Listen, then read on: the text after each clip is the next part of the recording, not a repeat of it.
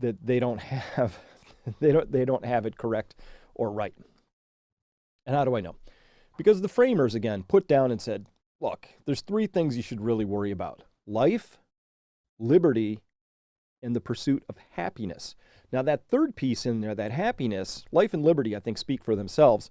But the happiness, why happiness? Why did they take the time, like, listen, we're going to enumerate three things that we think are wicked important: life, liberty, and this happiness thing, or the pursuit of it, at least. What is that all about? Well, if you dial back and you go back into the Greeks way long time ago, what you find is this idea of Epicurean thought. Epicurus really had an extraordinary view of the world, and we know that because one of his key students or colleagues at the time, Lucretius, wrote down this poem, which is a six big long stanza piece of writing that articulates how the world works. It's called On the Nature of Things. We know this because in around 1412 to 1415, somewhere around there, a scribe for the Pope managed to go out and find what we know to be the last, or think is the last surviving copy of this text. And in there, it's amazing. These people, sitting around in togas, we presume, watching motes of dust in sunlight, managed to articulate. They got atoms right. They got atomic physics down to string theory, pretty much dead nuts on. They got chemistry right. They got molecules right. They got evolution correct. And basic, they got chemistry. It was astonishing what they did. And this is at a time when for 1,000 years, everybody knew there were four elements. Excuse me. So how did they get there? And why was it buried for so long? Again, this gets us down to this element that truth matters. And the way you get to truth is not by declaring what it is. You get there through the rough and tumble process of arguing about it. Truth is not something that just sort of emerges. It is wrestled out of the infirmament down here into the firmament. It is something that has to be fought and won together. And so the extent to which we see people pretending they can stop that process means they are actually anti-happiness, because that whole idea of happiness to the Epicureans was that happiness was the goal of life. If you were happy, if you were content, then other things were available to you. You could find truth. You can't find truth if you are depressed, oppressed, downtrodden, fearful, anxious, not content, otherwise worried about things. If you can get to happiness, then you get to the place where real creativity can happen. So the people who want to censor us are fundamentally anti-creativity. I would say they're anti-American, but I'm going to broaden that and say they're actually anti-human history. Throughout all of human history, when people have been able to freely pursue, freely in terms of liberty and freedom of thought, they get to have this thing called happiness, which is, or should be, the goal. So there's a war on, right? Remember they say, once is an accident, twice is coincidence, but three times? That's enemy action. We now have many, many examples of enemy action where there are people who are out there who are enemies of what I would call truth and beauty and any sort of objective grounding we can get in. And today we were treated to a really prime example of that, which was in Boston. They unveiled this new Martin Luther King statue. This is a statue honoring Martin Luther King, obviously, or perhaps not obviously. When you live in a post-truth world, you can imagine the committee that sat down and went through a lot of different sort of designs, and they came up with this and said, clearly this honors Martin Luther King. How, we're not sure. Maybe art doesn't always have to be literal, but Martin Luther King, he was clear and concise and direct, and anybody could listen to him and follow along with what he was saying. Everybody could do that. This, I think you would need a docent and an art tour and an explainer. This statue needs some splaining. That's how I see it. And it wasn't just from a bad angle. Here's the crowd assembled to see the big unveiling. They just pulled the tarp off of this thing. And from this angle, just as confusing. Doesn't get a lot better from this angle for me. You know what? I think I've seen this somewhere before. Yeah. Yeah, I think this is artistic plagiarism. I'm pretty sure I've seen this statue. I mean, that's what it reminds me of. It's that bad. But I think the intent of this statue, if it has one, this one, it's to demoralize us. I look at that statue and I come away going, WTF, right? This is my actual reactions, like, what the F is this thing? And demoralization happens, right, when your cognitive map and reality no longer line up. So truth and beauty, if you go down to, say, Prague, or you go to, say, Hamburg, or you go to any of those cities that were sort of constructed in the 13, 14, 15, 16, 1700s, you find beautiful, artistic, human scale, immediately interpretable pieces of architecture. Or in the United States, you could go to, say, Grand Central Station, right? Beautiful, masculine columns and that gorgeous feminine arched roof on the inside of the main hall there, that people understood that when you surround yourself with things that are absolutely, obviously, and objectively beautiful, then this creates a level of aliveness in us. This frees us. This creates aliveness. So fundamentally, this statue is not in the service of aliveness to me, because it's not objectively anything. We can all interpret it, vaguely sexual, little odd, or at least dystopian. Dadaism, which Dadaism was the study of nothingness. Anyway, so this is what I think happens when you live in a post-truth world, when all of a sudden we're confused. We're confused about everything, right? And I think that's what the woke ideology is all about. It's about keeping us confused, right? We can't even agree anymore on anything, no matter how basic, right? We can't really agree on how many sexes or genders there are. How many are there? We don't know. There might be as many as 1 million. We can't agree on basic data anymore around, did they die of COVID or with COVID? Brain dead simple, but somehow got real confused, right? We can't even agree that maybe one size fits all sort of a COVID response didn't make sense when you had an exponentially increasing mortality and risk rate depending on age. So we live in this post-truth world. To me, this isn't a statue to Martin Luther King. This is a statue to the people who want to project this kind of thinking and this ideology. So the human centipede, I'm looking down here from Pissed Off Dragon. I'm watching, when I glance this way, I'm watching the chat over here on the side. So, hey, yeah, the human centipede indeed. I mean, come on. This is just, I don't know. How could you not, if you're on the committee, how did you not notice that? Interesting.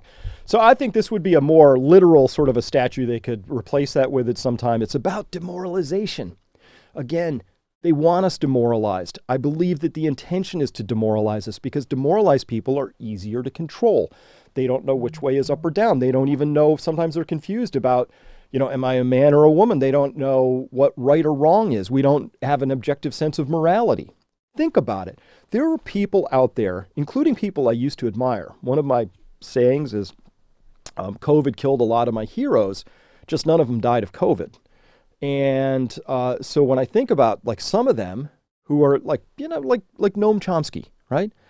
This guy did more speaking truth to power, tearing down the veils of things, really exposing the ugly sausage-making aspect of history, revealing, people's history of the United States, telling us what actually happened. And, he was old, so I'll give him the old guy credit on this thing. But he was old, and he came out, though, and he said, yes, I think children should be vaccinated so that I don't have to experience as much risk. Right? It's like, whoa, dude. When you would say any nation, any society, any culture that says we're going to put our children at risk to remove some risk from its elderly, well, I think you've lost your way, right? And so we couldn't even agree as a culture anymore here in the United States that maybe sacrificing our children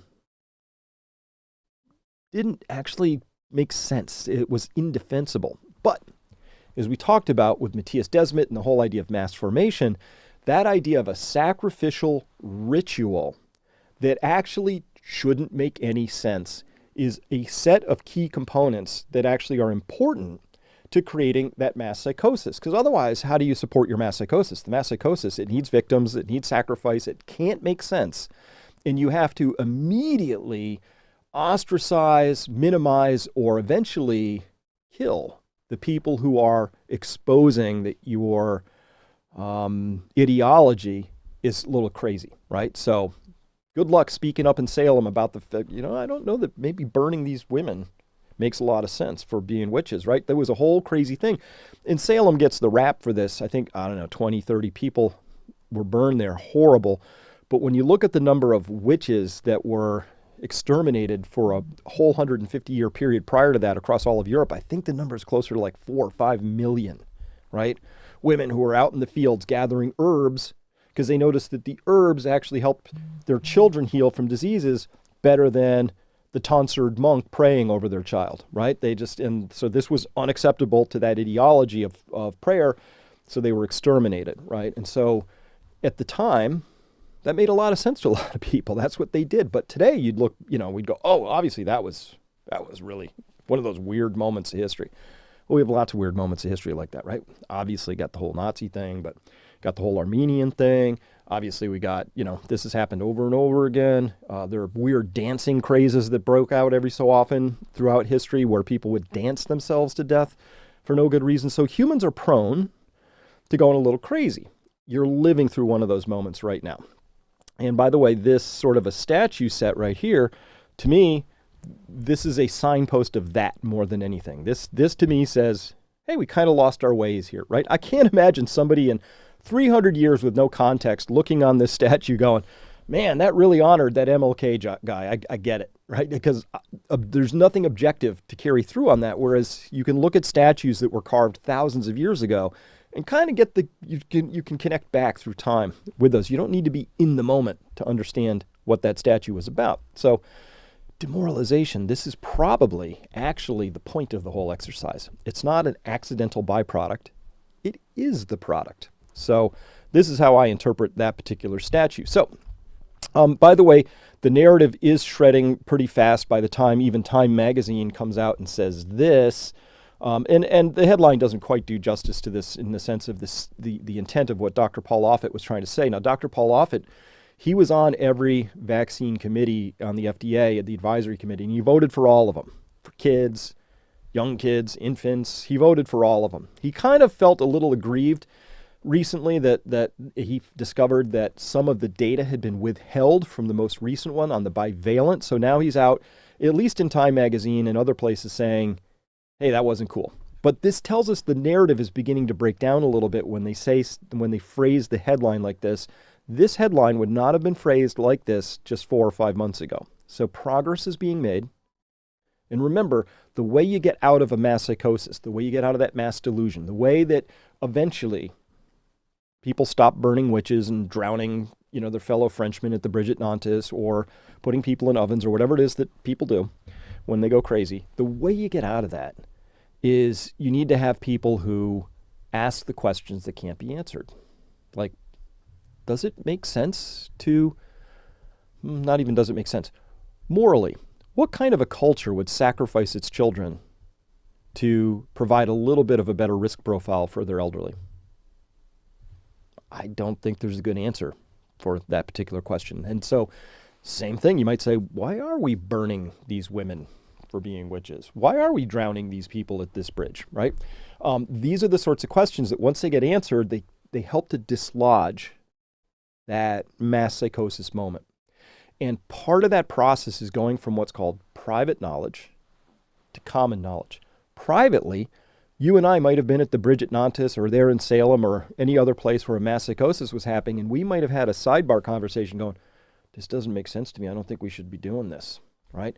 You and I could have that conversation, but that's still a private conversation. In fact, everybody in the audience could be having the same private thought, the same private conversation, but nothing changes until it becomes what's called common knowledge, which is when everybody knows that this thing being discussed is true. Because something changes in the human mob, in the human crowd, in the human mass, in the mass formation idea. That's what the mass is. So something changes when everybody knows that everybody knows. And That's the place we're trying to get towards, which is why the truth tellers, or at least the BS detectors, are so important in this whole story. That's why your Robert Malones and your Pierre Corys and your S. Kirsches and your, I'm not even sure I can say his name on the YouTube side of this thing. I don't know. We'll find out. The boundaries are shifting even as we speak because, as you saw in that Time article, like we're getting there. But you need those truth tellers and 100 more that I haven't mentioned here. I don't have time to list them all, but you know who they are, right? They are doing their level best to hold their hand up and say, wait a minute, I have a question, you know? And so we're starting to see that here. And, you know, the way that was framed and phrased tells me that we're getting just a little bit closer. Now, on the other side of this, let me just tell you that Vimeo, oops, I misspelled it. That's not Vimeo. That should be Vimeo. Let me see if I can change that real quick. Vimeo. Yeah, anyway, I got a small M in there. Vimeo. They're putting the broken woke. Look at this. This back in June of 2021, I had a video that was deleted off of there, right? Now, so the reason this aggrieves me is because I've had a Vimeo channel since 2008, I guess. So I'm a long-time paying customer. I post this thing, which is an interview I did with Geert Vanden Bosch. And on June 23rd, 2021, that was deleted because they decided this was misinformation or something. As it turns out, everything Geert Vanden Bosch was saying in that video actually came to pass about variants, about immune priming, original antigenic sin, around how it was a mistake to put a single idea, a single construct vaccine set out in the midst of a pandemic when it's a leaky vaccine in particular. Everything he said, prescient, correct, accurate. But Vimeo, they're like, oh, we're going to delete that. So that happened. You know what? We put that behind us. We moved on. And then what happened later? My account got completely suspended on October 25th, 2022, which, you know, that happened because they believe that, you know, I violated their community policies. That's fine. You know, they get to have their own community policies and all of that. Now, what did I do? The thing was I had videos that were posted there that I was serving to my private audience, right? These are my paying members. So this is where we're using Vimeo as a private membership hosting service. So Vimeo said, our duty to the public is so powerful, we can't even allow you as a content creator to have a private paying adult consensual relationship with people who would be interested in hearing your information. They had no interest in finding out that everything I say behind the paywall, as well as out here in public, I can back up with data and facts. And I'm very careful about that. None of that mattered to them. They knew the truth. These same people, I assume, would be on a statute committee for Boston, right? We understand the mindset. They think they know the truth, but more than that, there's the hubris, which is, I know that I wouldn't be harmed by this misinformation, but I'm worried about other people. That's their point of view, right? They're worried about other people. They're worried about other people who are clearly inferior, mentally defective, unable to parse truth from reality. In fact, when exposed to dangerous bad misinformation, these smaller, lesser individuals, sort of in your eugenics model, right? These lesser individuals, well, they'll go out and do something really bad, right? They might harm themselves. They might do something that harms themselves, right? Like, listen, that is totally your right as a human being to do something that may harm yourself, right? Hey, we watch Alex Honnold free solo climb El Capitan, you know, and we're gripped, and it's an amazing movie. And if this guy slips, we just watched a snuff film, right? You know, glad that he didn't, and it's amazing. We watch people do all kinds of risky things all the time. And we go, well, that's okay, you know? So people get to choose what they want to do with their lives. That's the, you know, we support freedom, right? The right of people to be, you know, life, liberty, the freedom part, liberty, pursuit of happiness. So if people are made happy jumping off of cliffs, you know, that's fine, but not to Vimeo. Vimeo is like, no, this is too dangerous. You know, repeated guideline violations. That's what they said. So I got fact checked by them. They said, your stuff violated our guidelines. So I wrote back to them and I said, show me where. And then you find out, here are the Vimeo censors. You got Carolina, she's the director. Etsy, used to be an Etsy official. That trust and safety. So I think trust and safety to me is the new. It's like saying safe and effective. Trust and safety. That was the trust and safety team at Twitter that was busy censoring. For some reason, when the woke decide they want to engage in censorship, they wrap themselves in that mantle of trust and safety. I'm a trust and safety director, says Carolina, when in fact, history is going to prove that Carolina was involved in a mass psychosis formation and was actually responsible for harming lots and lots of people. So good luck getting past that moment when you're trying to get to sleep at night sometime and your conscience rears itself up, Carolina. But as well, we have all these other people, including that guy Daniel S., who went back and forth with our trust and safety specialist, level 3, who who was part of this whole thing. And so let me just show you what actually happened with that real quick. Pull these up a tiny bit. Hold on one second. Yeah, so let's dial in. Here's Dan S. Be real unfortunate if somebody photoshopped a mustache on that guy with that picture, but retake the picture, Dan, just saying. Let's see. Oh, Dan has a degree in German from VCU, Virginia Commonwealth University. So that's fantastic. Other people in here have cinema degrees from Hofstra, computer degrees. James, though, he's got a degree in art from Skidmore and metalsmithing from SUNY. That's awesome, I guess. Don't need, quick pro tip here, James, you can just intern with somebody who'll teach you that. You don't need to pay a lot of money to a university to get a degree in it. So just, pro tip. So, but these are the people who are involved in who are trust and safetying us, right? These are the people who are gatekeeping the information. Now, what they said was they didn't allow this kind of misinformation down here, and I'm not going to read through the whole thing. It's literally the same playbook that we saw at Twitter.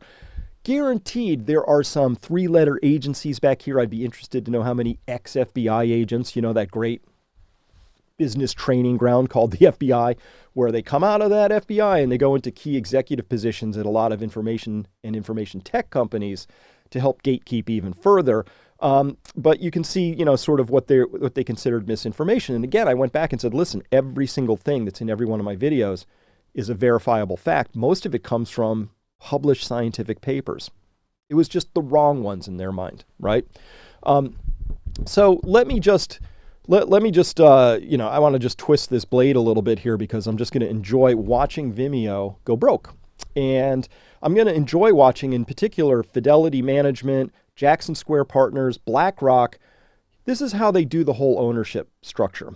So whenever you want to, you're like, who's driving the ship? It doesn't look like much because you're like, well, Fidelity owns 8.92%, and Jackson Square's at 7.12%, and BlackRock's at 6 point whatever that is, and it's like, it seems so meaningless.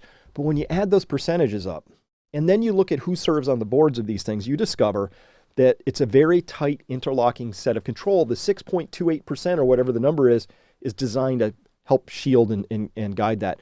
I have to wonder if these people, though, they've got great analysts. They've got to be able to look at the Vimeo business model. They've got to see the direction things are going. Why are they still hanging on to their percentage ownership? Is it because they want to have the control and access as shareholders is worth more to them than the losses they're about to take? Is their investment in something like this, like Vimeo, is this a loss leader for them? It's like Jeff Bezos buying the Washington Post. It's a means of projecting your point of view. It's a billionaire sort of a playgroundy thing. Yeah, you just buy yourself a newspaper and then lean on the editorial output and content to match how you see the world, right? So I have to ask, why all these companies are busy here in T. Rowe Price, Vanguard, all these people, right? Why they're busy holding on to big chunks of this company, because Vimeo, its business model is kind of for crap, right? It's technically a place where content creators pay to be able to serve to their clientele. Vimeo does an exceptionally poor job of helping to cross-pollinate. I'm not aware of anybody who has ever found my channel because of Vimeo. They don't sit there and, write algorithms to figure out how to present my content across. It was literally a streaming service, a pay-for-play. That's it. It's not a great business model. It's obviously one that's going to get competed away unless you are aggressive and dynamic. And I would suggest to you that censoring your content creators is a bad strategy. But that's me, right? So when we look at this, here's they're just a loser of a company, and that's objective. Here's their earnings in Vimeo. Just twist this a little bit. So if you're listening, Vimeo, couldn't have happened to a nicer company. Here's looking forward to your eventual dissolution, right? So let's track how they've been doing. True, their total revenue is actually up a little bit over the past year from 106 to 108 million, but they're a consistent loser, clocking in at about 20-some million dollars of losses, combining out to a total year to date of about 100 million. So this is a company that's just hemorrhaging money. Now, why would that be? Could it be because they're busy terminating accounts of people for not holding the right view? Could it be because like a classic woke broke company, they have never once reached out to me, never once, and said, how can we help? How can we do what we do better? What is it that you need? No interest in that. It's we provide the service and we dictate the terms. It's that. I got to admit, a lot of Silicon Valley and the entire culture that grew up around Silicon Valley is a little psychopathic. Just a little. Remember when Google, their motto was don't be evil, and somewhere along the way they lost the word don't from that whole thing, and they just threw down with becoming basically an obvious functionary of large corporations and three-letter agencies. That's kind of where they ended up going, right? You do that when you fundamentally believe you are now in opposition to the people you are supposed to be serving. So I can't really differentiate between how Vimeo treats its content creators, or me in this case, and how, say, the CDC treats me. They kind of have the same point of view in this whole thing, right? Which is adversarial and dictatorial and authoritarian and tone deaf, and also kind of bad at their job. So Vimeo has a lot in common with the CDC at this point in time, and that's just couldn't happen to a nicer company, though. Remember, we are going to have our annual seminar this year. This comes up in January 28th, 29th. That's Saturday, Sunday. Just a few of the guests that we have invited who've accepted are put up here. You see Brett Weinstein, obviously. You got Pierre Corey. That's Robert Kiyosaki. Dave Collum down there. That's Evie Botello. We got a bunch of others. I'll be there.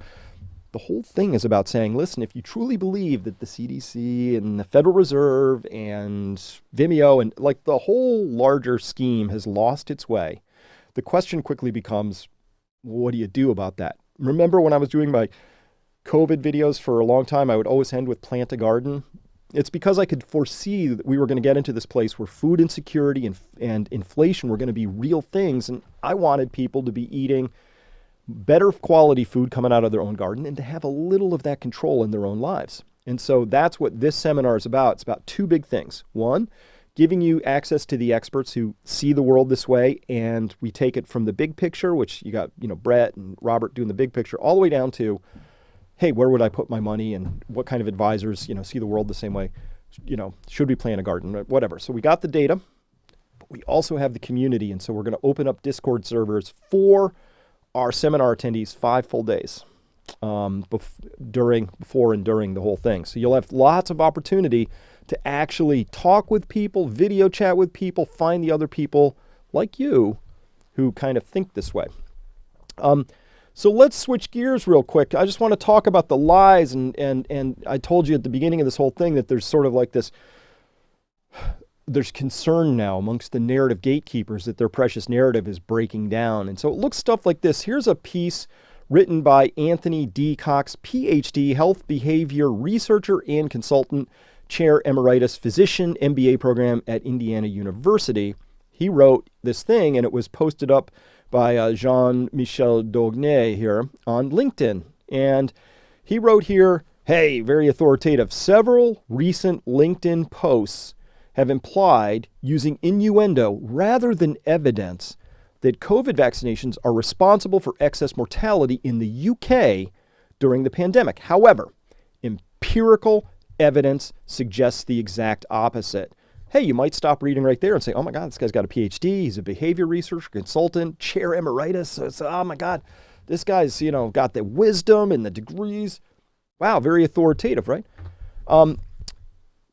Continuing, quote, first, Euromomo mortality statistics show that all-cause mortality in the UK peaked in 2020 before vaccinations were available and began rapidly declining in early 2021 after vaccinations started. Graph and source in comments. I'll get to the rest of that next, but let's do those top yellow pieces first. Look at that first one. Data. Data shows. Does it? So I followed his link. You're going to love this. This is funny. And by the way, keep commenting away. I love all the comments that are going on here. You guys are amazing. We are the curious, the creative, and sometimes the brash. So keep letting those comments fly, and I will do what I can to get to them as time goes on. So what about this, though? He provided, you know what? I'll give him credit. He provided a source. So I followed the source. Let's follow the source together and see what that Euromomo data actually says. So here it is. Here's from his own link. And remember, this is what he said up at the top here. Get my drawing tool out, make sure that I can draw properly. He says this: statistics show all-cause mortality in the UK peaked in 2020 before vaccinations and then began rapidly declining in early 2021 after vaccination started.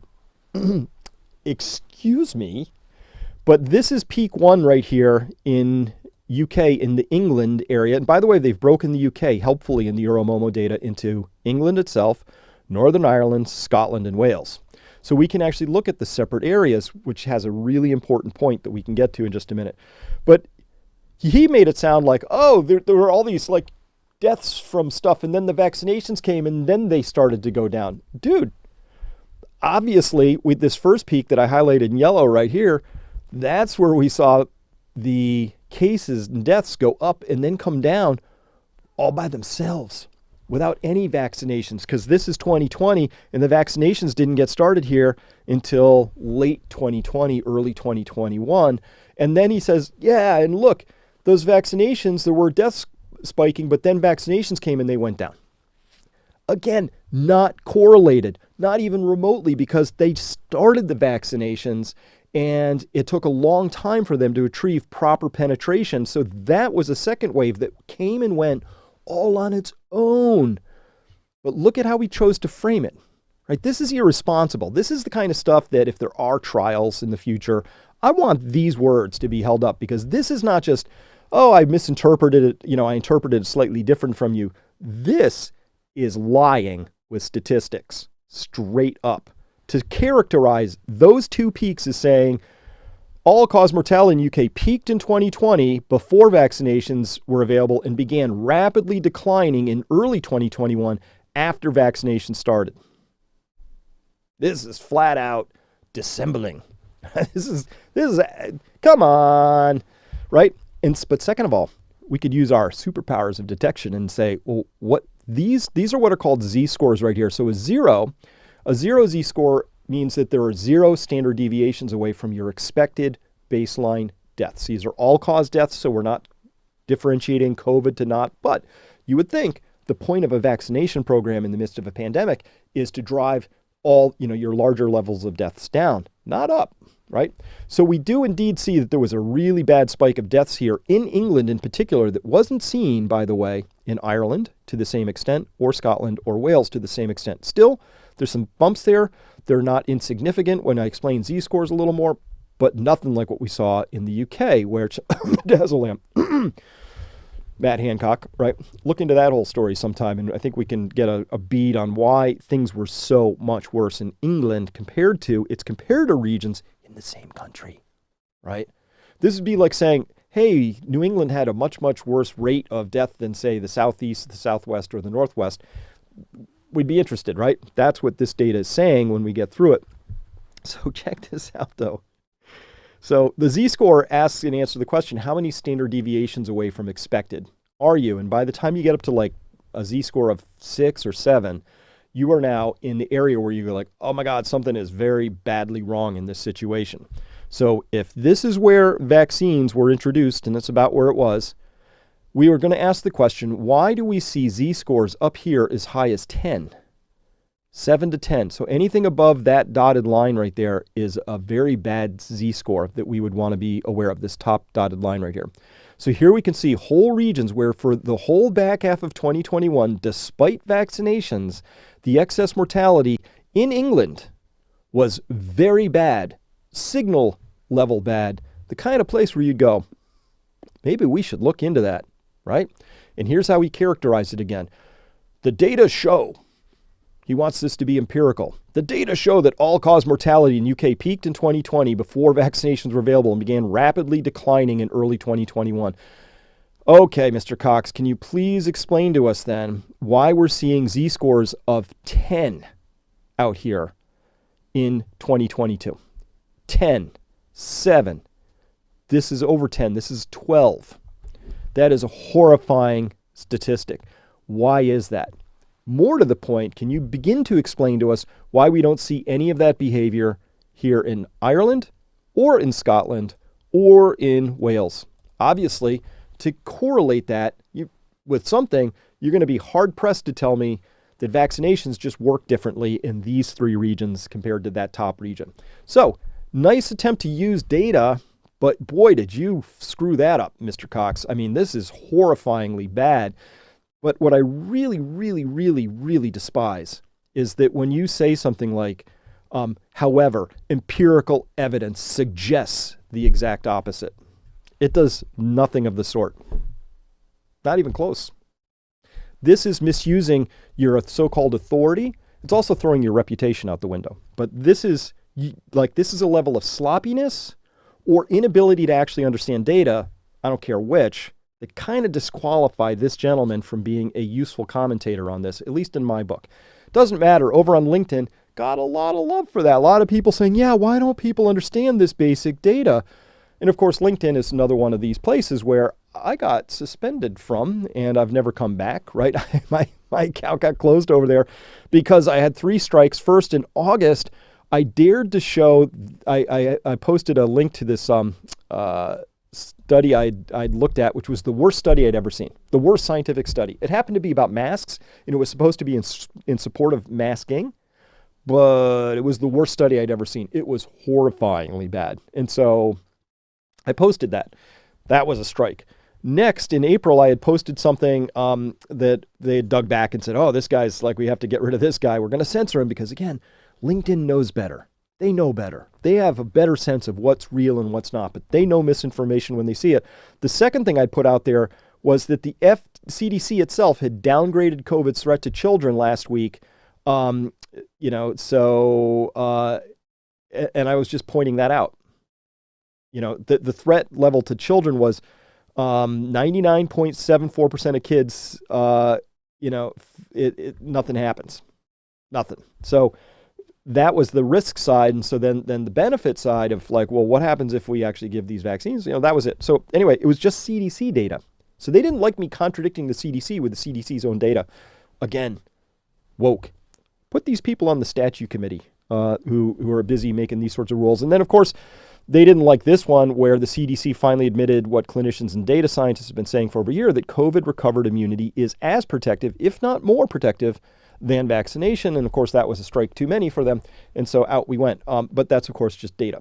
And now it's accepted to be data. So again, they're free to run their company however they want. But this is another company I'm going to tell you is not deserving of our business because they think they're in the business of knowing what is acceptable speech versus not. They don't understand, apparently, science, truth, beauty, happiness, liberty.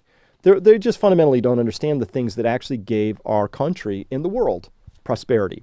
Prosperity comes from important foundational things like liberty, freedom of speech, property rights, right? These are things that really matter a lot. And obviously, LinkedIn doesn't understand that either. So that's fine. So how about the second part of what this guy said down here?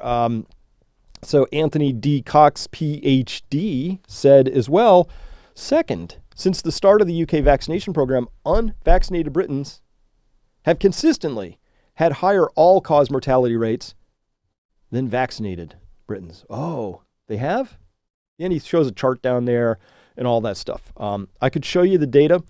Well, here's what he put. It looks bad, right? Because they said, wow, these unvaccinated people, when they first started this vaccine program, had much higher all-cause mortality, they said here, in 2021 than they did in in these later months out here. So this is the beginning of the vaccination program. Look at that spike right there. What could that be? What could that be? I'll take 3 shots of Demerol spaced 3 weeks apart, though. 3 weeks? You sure? It's a long time to space that out. Yes, Sean, I have seen the VAERS report. You mean the one that we saw with Josh Gutskow did? Yes. I was on a Twitter Spaces with him the other day, and we were talking about this stuff briefly. And for my subscribers, I also went through a lot of that report. Great stuff. But we got to remember the VAERS report, it is what it is. It was never meant to be a cause identifying system. It was designed to be a signal detection system, like a Geiger counter. Like if you had a Geiger counter and it's just going click, click, click with background, and then all of a sudden it goes screaming, right? It's clicking away. It tells you have a signal, but it doesn't tell you from what, right? You'd have to now begin to investigate and say, I wonder what all this loud clicky noise is coming out of my machine. And you would go and you look, did somebody put a piece of grandma's green uranium glass nearby? Did a bomb go off somewhere? What's happened? You would need to begin investigating. So VAERS was always meant to be a thing that was like a Geiger counter. It's just there to tell you that you're getting a lot more hits in the system. And then your job is to go and find that out. Now, of course, they didn't do that. But this is the true disinformation playbook. Step 1, put a system in place that can't prove anything. Step 2, don't investigate any of the signals coming into that machine. Step 3, tell people that it's inappropriate to assign cause to step 1. It's just how they rolled. It's been horrible. It's been bad. We just found out that the FDA and the CDC is now investigating strokes. They can investigate a lot of things. We know that the FDA in July of 2021 said, we see all these signals in not in the VAERS system, but in their Medicaid system. They saw all these bad signals in the 65 and older crowd because they show up in the Medicare system. In July of 2021, 4 things: thromboembolisms, myocardial infarctions, bad things, right? July. Then they quietly snuck out a paper that said, yeah, those are real signals. In November of 2022, 16 months. You know what they did during those 16 months? Nothing. No updates to the providers, no updates to the provider data safety sheet, the companies, these things, nothing. Just complete radio silence. That's what we're dealing with here. So here's a gatekeeper of that saying, look at that. Look at that spike in all-cause mortality that happened just there. And then, of course, by the end of 17 months, there's no difference that can be found in his own data, which, again, you would think would give a little bit of cause for concern for somebody who is a these vaccines, I should say, advocate saying these things work. Well, what happens by month 17? Well, there's no difference, but have them, don't have them. Apparently, they're not doing squadola out there, right? That's what his own data says. But how do we make sense of this first hump here? That's kind of weird. What could it be? Now, we have to remember some things. We have to remember that unvaccinated in the UK system, but also US, that includes anybody who is under 14 days post-jab 1 or post-jab 2. So there's that little window. You got the jab, but 14 days hasn't elapsed, and so they count you as unvaccinated. Obviously, they shouldn't have done that. There should have been a special category for those folks, and we should have tracked them separately. It shouldn't be as grotesque as saying, you're either vaccinated or not. When somebody's got the product in them, but you're counting them as not having the product in them. It's a weird thing to do.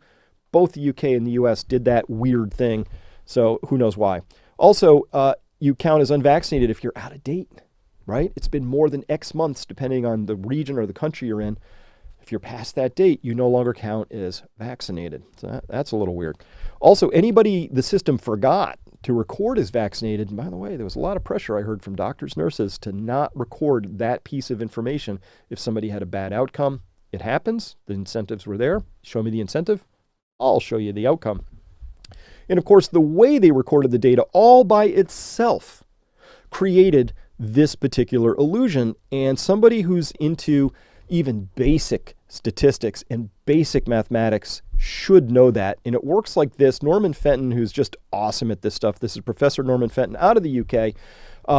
And he's making sense of math and probability and risk and all of that. And he built a simple spreadsheet. Here's a simple spreadsheet. He said, let's imagine we have a population of 1 million people, and they are either vaccinated or they're unvaccinated.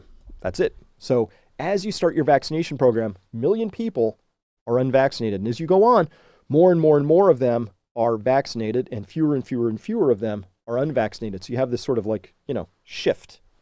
Now he says, what if the base rate of death underneath let's say in those 1 million people, the base rate is every week you would expect 15 deaths. Hey, it happens, right? Population of 1 million, every week, let's just make it easy. There's 15 deaths associated with that. So he just puts this in a spreadsheet and says, well, in the first week, there would have been 149 deaths based on this, or 150, right? And so 149 of them would have been unvaccinated, but because you just started your vaccination program, one of those deaths actually showed up in the vaccinated side, right? Okay, as time goes on, though, you're going to have fewer and fewer and fewer unvaccinated people. You're going to have more and more and more vaccinated people. And so the deaths shift away from the unvaccinated, but towards the vaccinated population. So what does that mean? It means this. If you just do one thing and you just take the deaths and you offset them by 1 week, like you say, well, the death happened last week, but we're recording it this week, which is how they did it. If you offset that, you just take this column and you shift it down one row, and you ask the question, what is the rate of death? You see this in the vaccinated population, and you see this in the unvaccinated population.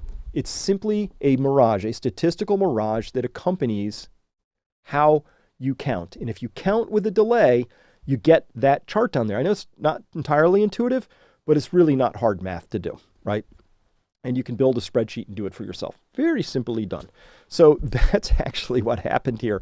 And so this is Mr. Professor or PhD Cox. This is his data to say, look, it's very clearly obvious that more people who are unvaccinated died, when it's completely obvious that it's an artifact of how you go about doing your data collection. So that's something that that fell apart here.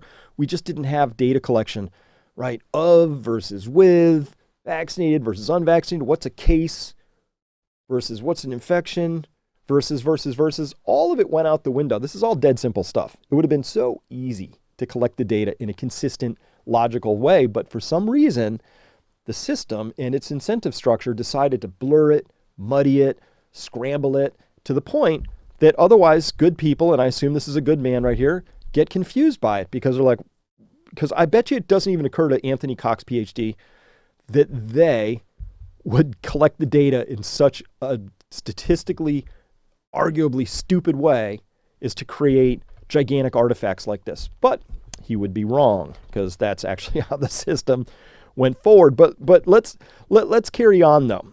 Let's carry on though, because he said here, unvaccinated Britons have consistently had higher all-cause mortality rates than vaccinated Britons. Is that true? Again, using his own data and going back to this thing, let me try this now. Now what I've done is I've taken those same Z-scores here, which is the all-cause mortality. I went to the same data set, the Momo Euro data set he had. I took the 45 to 65-year-old age range, so it's a 20-year band. And again, we're looking at England versus Ireland versus Scotland versus Wales. And what do we see now? This is bad. Now we can clearly see anything above this red dotted line right here, the second up one here. Let me get this tool out, make this a little bit easier to notice. This line right here, if you are above that line, that means that you have a safety signal that is screaming hot. Our Geiger counter is like just pegged, and you better look at it and understand it. And what comes out of this analysis is pretty interesting. Again, for the back half of 2021, England sucking wind on this particular story, doing really bad. They have an excess mortality signal here that is horrifying, right? And you can't blame that on vaccinated or unvaccinated, because those rates are about the same. But what is that? Wait a minute. Why is Northern Ireland looking like this? Why is Scotland looking like this? It's not sending off any safety signals. Why is Wales? How do we account for one region being so different from other regions? It's going to be hard to say, Oh, that's because of vaccination status, because they have roughly equivalent vaccination statuses across these different regions.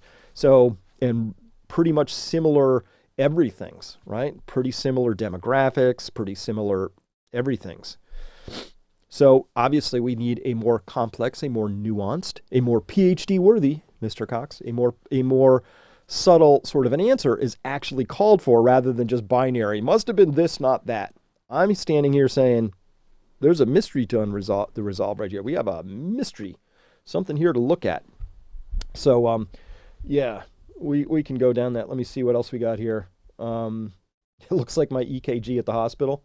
Yeah, can't you believe that?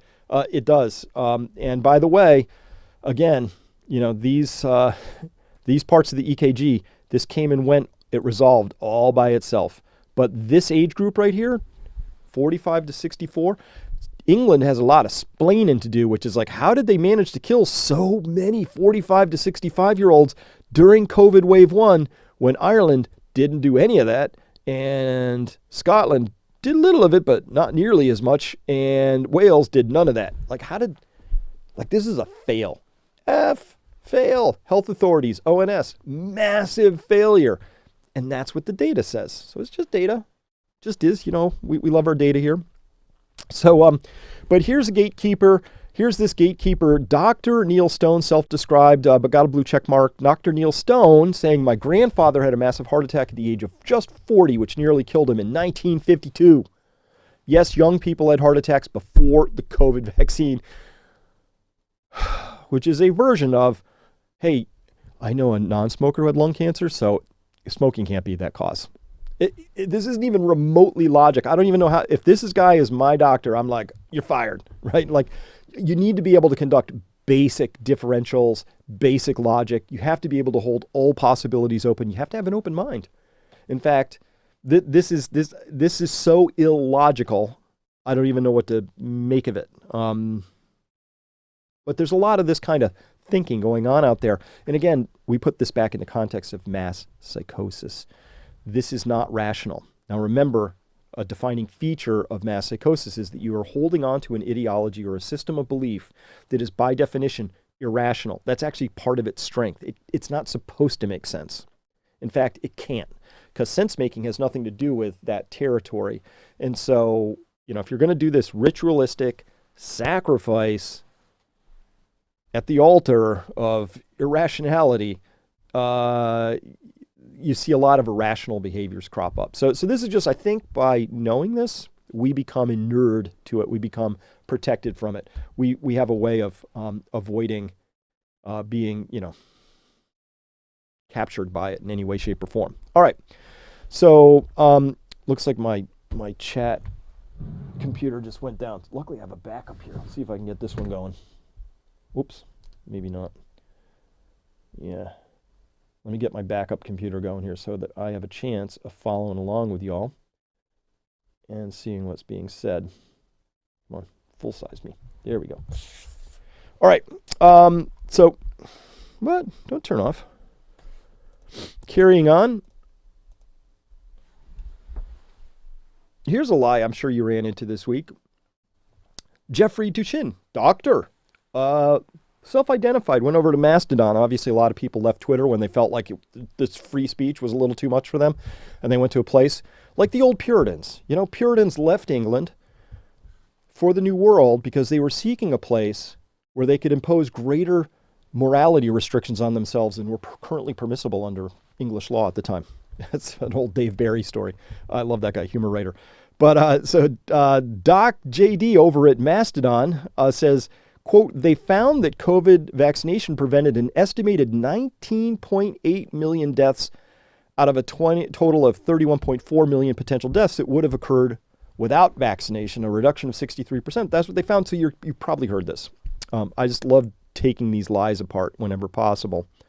So Jeffrey Duchin, let's take a look. You did promote this thing that comes from Sidrap, which is a UMich place. I believe Professor Ulsterholm is out of there. This is Disinformation Central, honestly, is just emanating from that organization. So here we are at the University of Minnesota, and here's the study, and it says here, COVID vaccines reduced the potential global death toll during the pandemic by almost 2/3 in their first year, saving an estimated 19.8 million lives, according to mathematical modeling. Mathematical modeling. You know how I feel about those mathematical models. Let's dive into this a tiny bit. Here's their mathematical model.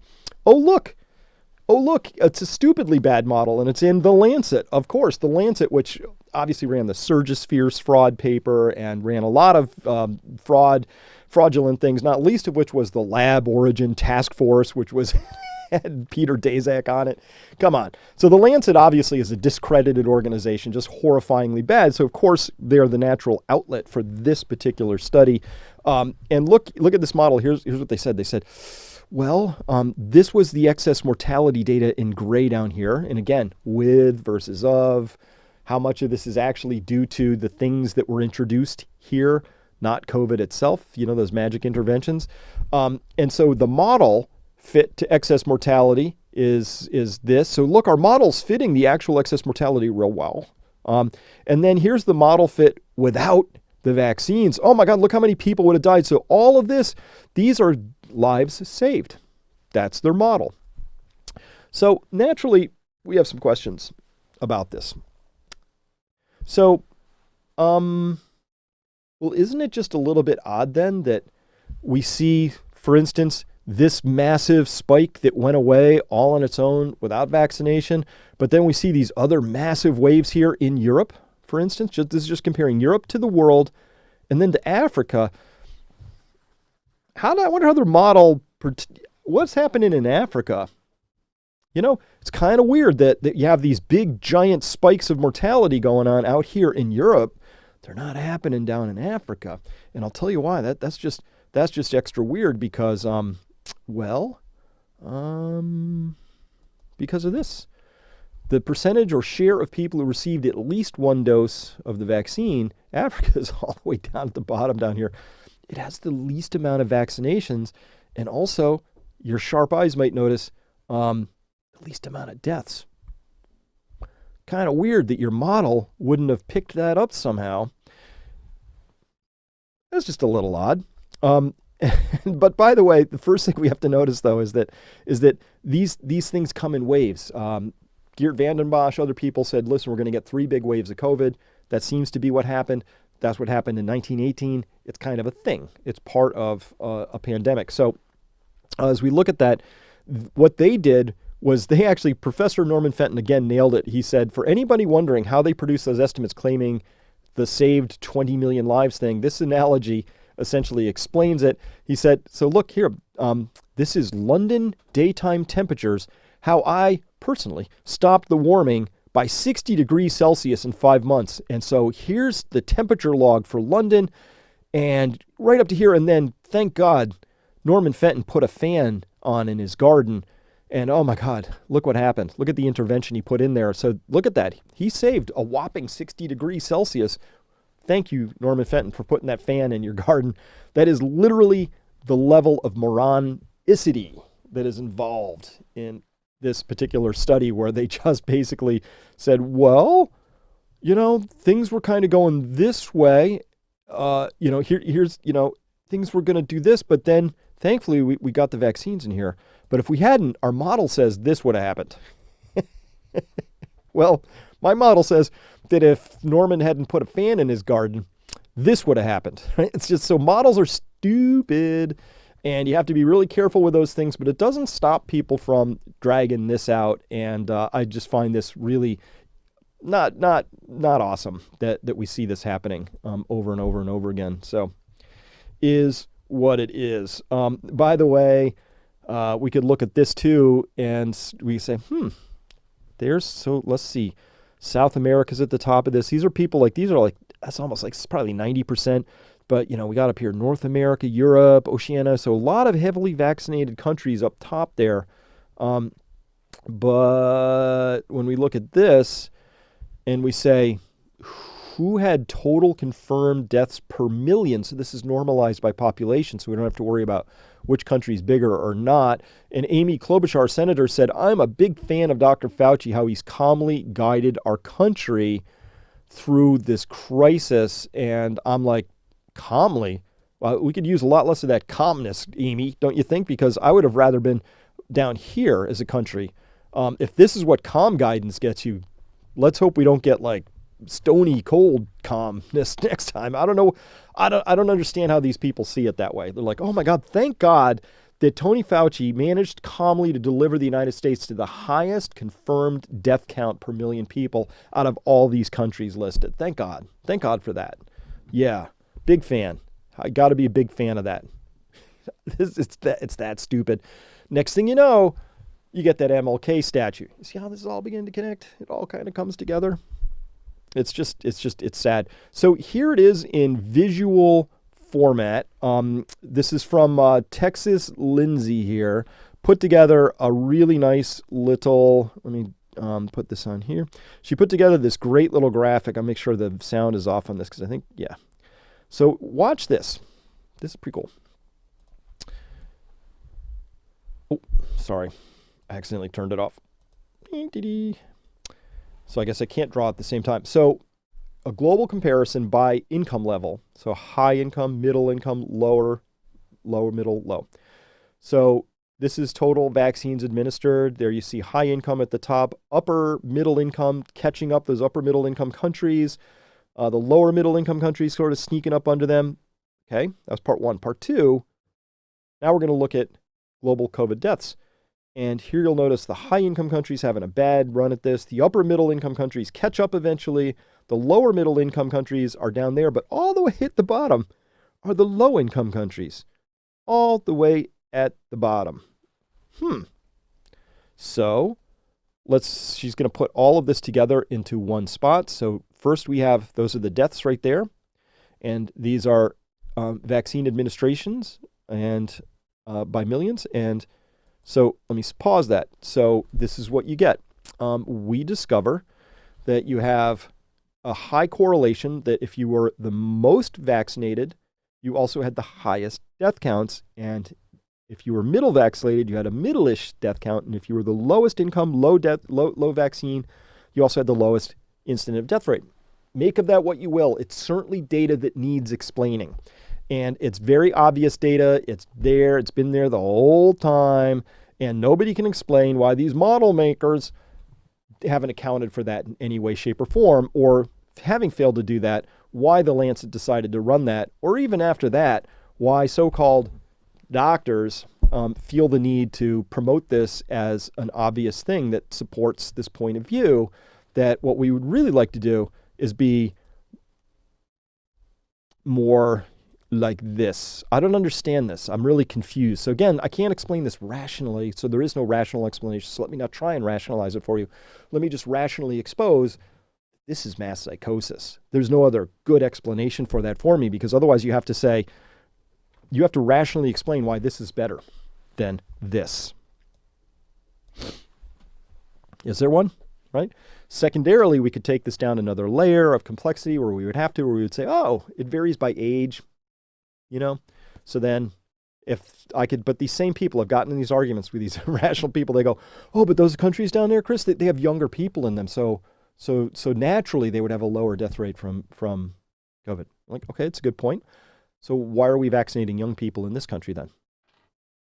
Right. That's where the chirping cricket sort of mental breakdown sort of happens in that particular story. So at any rate, Nuremberg 2.0, yeah, I'm with you with that, RG Grambler there. Yeah, Bulgaria has an older population and the lowest vaccination rate in Europe and lowest COVID death, as well as no excess deaths, according to Jorge Combs there. Gomez, great. I'll look into Bulgaria. That's a good thing right there. Low-income nations also don't have very good mortality tracking. You think it's just a tracking thing? Because mortality is kind of easy to track. Cause of mortality is a little trickier.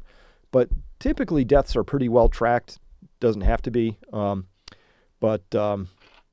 Yeah, it can be. So Lisa Marie Presley, hey, I don't know anything about that case right now.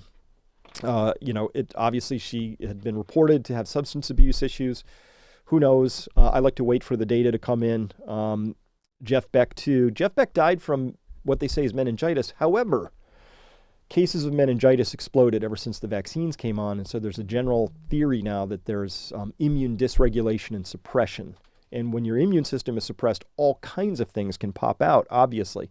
Bacterial secondary infections and cancers, things like that. Which is why when you look at the Zelenko protocol early on, one of the earliest people to do the triple combo therapy, right, which was hydroxychloroquine plus zinc plus azithromycin. What was the azithromycin doing in there? This is an antibiotic.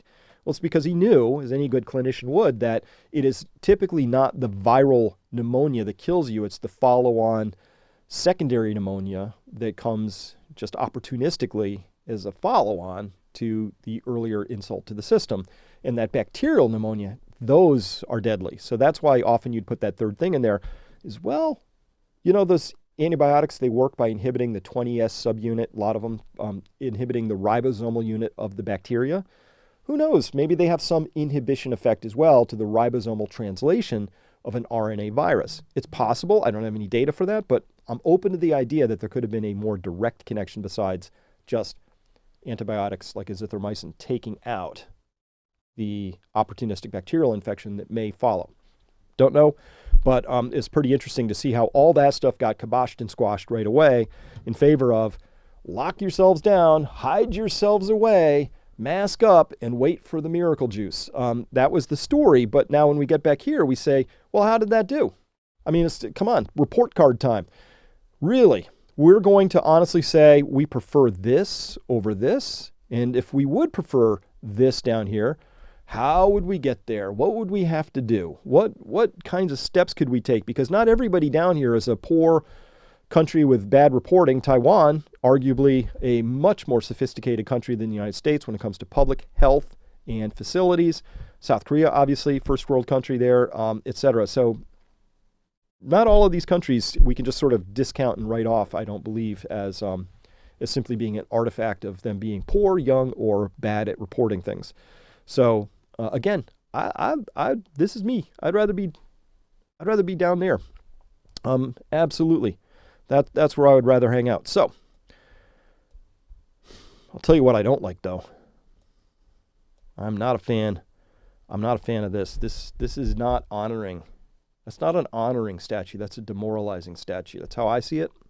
Maybe art is in the eye of the beholder. I'm open to that. I may not be the world's best art critic, but I will tell you that I'm pretty good at understanding when something feels right and feels off. That's actually my superpower.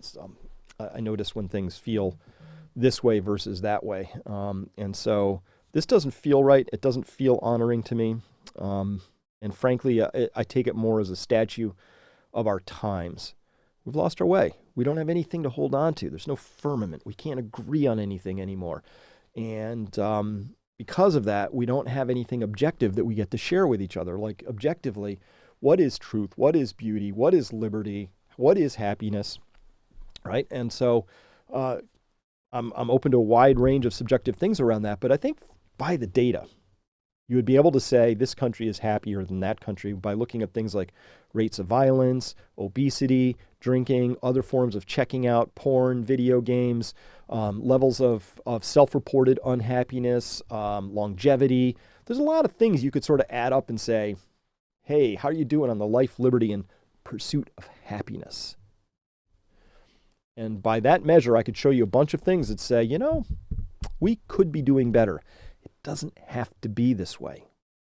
And that's my prime message is I'm sending out this clarion call and having this conversation with you amazing people here today because it's time for us to band together. It's time for us to say, we're all done with this. Whatever these crazy people want to do, we have to stand up to that because if we don't, Matthias Desmas tells us that mass psychosis ends in mass atrocities. That's where that goes unless it gets derailed.